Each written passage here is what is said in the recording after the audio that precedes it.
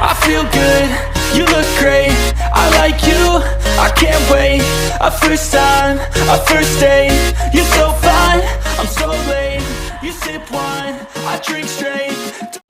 Okay, yun, isang magandang araw ulit dyan sa lahat ng mga ka-DIY, especially doon sa mga beginners mga ka-DIY. So ayun, wag na natin pahabain pa, para sa mga baguhan, baka sakaling meron kayo matutunan dito. Etong e-bike na to ay dinala dito mga ka-DIY kasi ito ay tumirik. And then upon check up mga ka-DIY, napansin ko matigas yung kanyang gulong. Ito nakaangat to, no, naka-stand yan, pero matigas yung gulong niya at may nararamdaman akong ganit kapag siya ay iniikot. So ang naging conclusion agad natin dyan ay sira yung kanyang tinatawag nating controller. And then itong controller na to mga ka-DIY, hindi ito katulad lang ng mga basic na controller kasi minsan nakakalito kasi yung mga wiring nito. Yan, so sinabi ko na sa may-ari, sira yung controller niya kasi sira yung kanyang MOSFET. So papakita ko sa inyo kung paano ko nasabing sira yon. And then meron siyang binigay sa akin dito. Ito, yan yung binigay niya. Pero dito mga ka-DIY, meron ditong kakaiba. At hindi natin to pwedeng basta ikabit lang. Kahit na sila ay magkamukha, halos. Yan, so papakita ko sa inyo. Kalasin ko na isang mabilis. Test na natin yung kanyang MOSFET.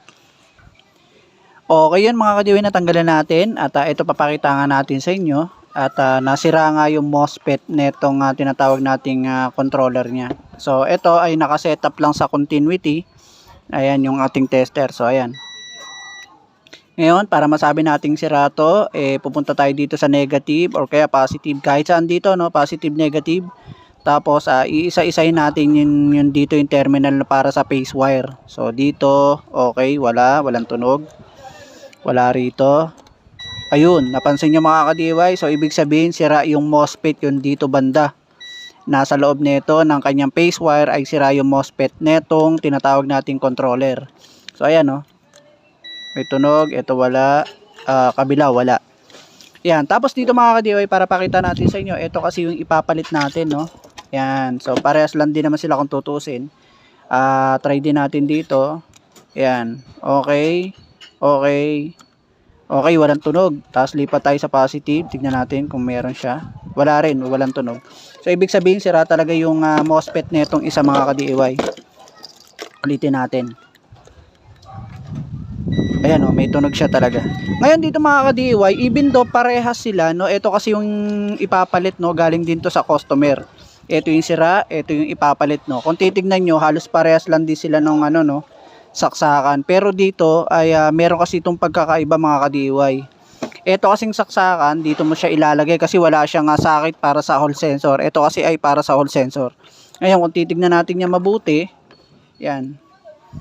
Titignan natin mabuti, ayan. Nandirito kasi yung negative nito sa taas. Ito ay negative. Negative, positive yan eh.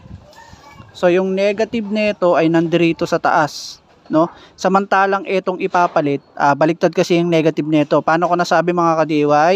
Tignan natin mabuti Kasi ito saksakan, titingnan nyo may laki ano. Pag ito kasi ginamit natin dito, ito talaga gagamitin natin. Pag nilagay natin ng ganyan, hindi aandar ng maayos yung ating motor. Kasi baliktad yung ano nito, yung tinatawag nating sakit ng hall sensor. Paano ko nasabing baliktad yan mga ka-DIY? Kasi, eto pakita natin. Isang mabilisan lang to. So, naka-continuity rin yan mga ka-DIY, no? Yan. So, pupunta tayo dito sa negative. Etong negative. Yan. Yan, punta tayo ng negative mga ka-DIY. And then, nandito kasi yung negative nito sa baba. Ayan, no, napansin nyo? Dito sa taas, wala. So, nandito yung negative nito. Samantalang, etong original na nakakabit, punta tayo ulit na negative. Nandito kasi yung negative niya sa taas. Ayan o.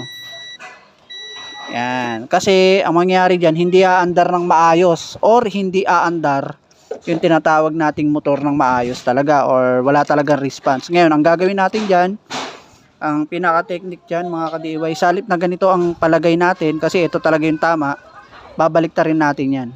Yan. Baliktarin lang natin yan. So, yan yung pinaka-technique na dapat natin gawin. So, maraming hindi nakakalam niya mga ka-DIY kasi bihira lang din naman yung ganitong controller. So, yun, kabit na natin na isang mabilis.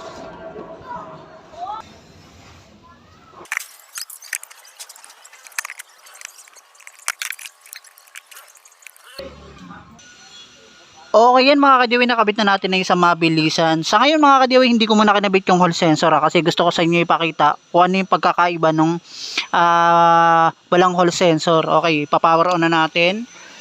Yan, naka-power on na yan. Tapos throttle natin. Ito, hindi nakakabit yung hall sensor, no? Yan.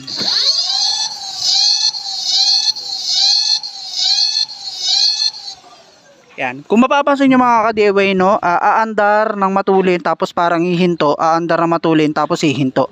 So ganun yung nangyayari sa kanya kapag walang hall sensor etong controller na to. Ngayon kakabit ko yung hall sensor ng isang mabilis. Yan. Ayan, continuous siya mga ka-DIY So ayan, nakabit na natin yung hall sensor niya and then throttle natin.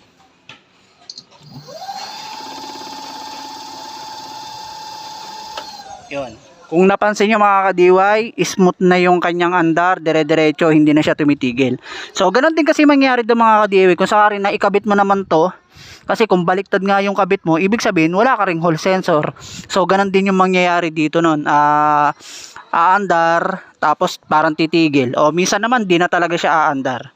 At, yun, ang ganda lang mga ka-DIY. I hope meron kayong natutunan doon.